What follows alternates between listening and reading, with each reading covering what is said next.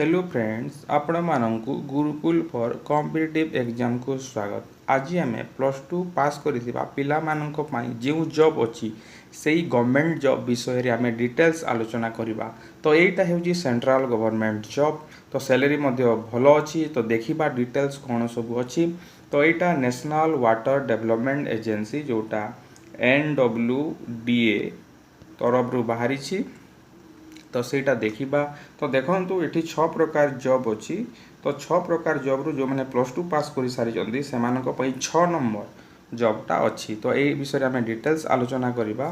तो lower division clerk जोटा अछि और जो माने +3 पास करि सारि छंदी सेमानक पई अछि अपर डिवीजन क्लर्क। ता अर्थ +3 पास करिथिबा पिला 4 नंबर एवं 6 नंबर पोस्ट पकई पारिबे। तो डिटेल्स देखिबा कोन कोन क्वालिफिकेशन मागिछि। तो एटा जूनियर इंजीनियर हिंदी ट्रांसलेटर एटा मध्य बाहरी। तो से स्पेसिफिक क्वालिफिकेशन दरकार पड़ो। तो ये आम देखीदे आम तो खाली +2 पिला चिंता करुचे। तो सेटा एटा junior engineer diploma in civil engineering करथिबा कथा। तो आम लोअर डिवीजन क्लास देखा हिंदी ट्रांसलेटर जी जदि पकेबा चाहिए मास्टर डिग्री करथिबा कथा हिंदी रे इन हिंदी विथ इंग्लिश गोटे कंपलसरी सब्जेक्ट थिबा कथा। तो जूनियर तो अपर डिवीजन क्लार्क पाई जोटा मु कहूली +3 पास करिथिबार कथा डिग्री ऑफ रिकॉग्नाइज यूनिवर्सिटी सेटा थिबार कथा। तापरे डिजरेबल हैला एटा ए विषय computer operating system MS Word Office Excel ए विषय जानथिबा कथा। तो स्टेनोग्राफर रे मध्य +2 पास करिथिबा कथा रिकॉग्नाइज यूनिवर्सिटी एटा स्टेनोग्राफर जब मध्य जो माने +2 पास कर सारी से माने पकई पारिबे। ता सहित लोअर डिवीजन क्लार्क देखंतु lower division clerk 12 TH class pass from a recognize board. तो 12 पास करिथिबा कथा +2 पास करिथिबा कथा। ता सहित टाइपिंग स्पीड 35 एटा तो ऑटोमेटिक हे जिवो। प्रथम माने अप्लाई करिवे अप्लाई करा सिलेक्टेड हला पर जदि भी आपण परे मध्य टाइपिंग शिखिबे तो पाई पारिबे किछ असुविधा नहीं। तो एटा केते तारीख रु केते तारीख पर्यंत जाइछि देखिबा। एटा बाहरी 10/5 रु ऑनलाइन स्टार्ट हे गलानी 25/6 पर्यंत अछि। 25/6 जून 25 पर्यंत एटा अछि अप्लाई करी पारि। तो केतेटा पोस्ट कोन बाहरी से विषय मध्य देखि देबा। तो देखंतु एटा लोअर डिवीजन क्लास 8टा पोस्ट बाहरी जनरल रे SC/BC रे 4टा SC रे 6टा बाहरी ST रे 3टा EWS रे 2टा और टोटल 23 बाहरी। स्टेनोग्राफर 5टा टोटल बाहरी। अपर डिवीजन क्लार्क मध्य 12टा पोस्ट बाहरी। तो यहाँ जो मैंने +2 पास कर सारी तो निहाती भावे पकेबा कथा। तो कौन कौन देखिबा कौन केमिति सिलेक्शन हेबो। तो जो मैंने SC ST OBC अच्छी से माने एटा रिलैक्सेशन अच्छी। एटा ऑनलाइन टेस्ट हेबो रिटिन टेस्ट हेबो। रिटिन टेस्ट पास करिला परे माने कंप्यूटर बेस्ड टेस्ट मध्य हेबो। देखंतु जो माने स्टेनोग्राफर पई पकेबे स्टेनोग्राफर रे grade 2 and LDC the selection will be made through a competitive computer based online test and skill test मध्य हेबो टाइपिंग रो। तो ऑनलाइन टेस्ट हेबो ता सहित स्किल टेस्ट हेबो। तापरे क्लर्क पाई मध्य सेटा टाइपिंग टेस्ट हेबो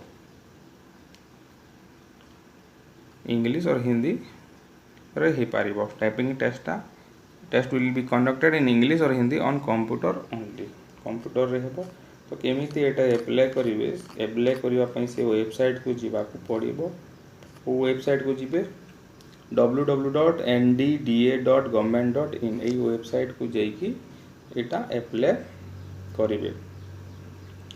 तो एटा अप्लाई करिवे लास्ट डेट होची 25/6/2021 भितर करने को पड़ो। तापरे देखिबा आ कोन दिया हैछि। तो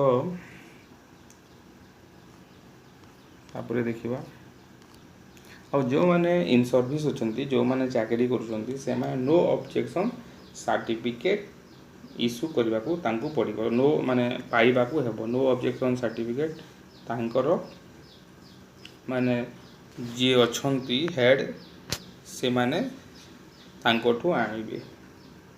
तांकर डिपार्टमेंटाल हेड हुंतु किंबा ऑफिस हेड हुंतु तांको ठारो एटा आनिबाकू पड़िबो। तापर जिते बेले सिलेक्शन हेबो सिलेक्शन हो सारा परे टाइपिंग टेस्ट हेबो। टाइपिंग टेस्ट हैला परे डॉक्यूमेंट वेरिफिकेशन हेबो। डॉक्यूमेंट वेरिफिकेशन हैला परे तापर सिलेक्टेड लिस्ट बाहरिबो। तो एटा जो माने अप्लाई करबा को चाहिए निहाती भाबे अप्लाई करंतु।